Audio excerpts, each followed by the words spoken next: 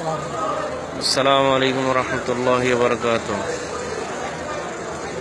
সম্মানিত বাংলাদেশি ভাইরা, আমরা একজন আরেকজনকে শেয়ার করি, জানিয়ে দিই আমরা রিয়াকশন হচ্ছে জেলখানার মধ্যে বাঙালি ভাইয়েরা খুব কষ্টের মধ্যে আছি, মতলবের মধ্যে আছি।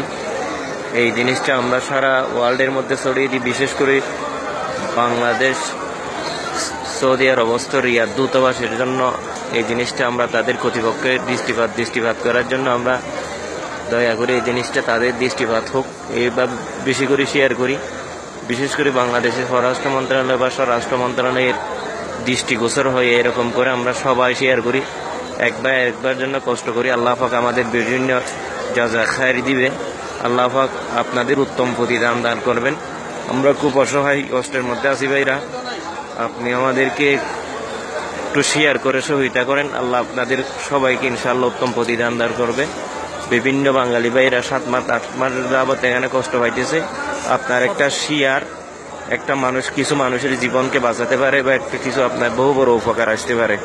আসসালামু আলাইকুম রহমতুল্লাহ।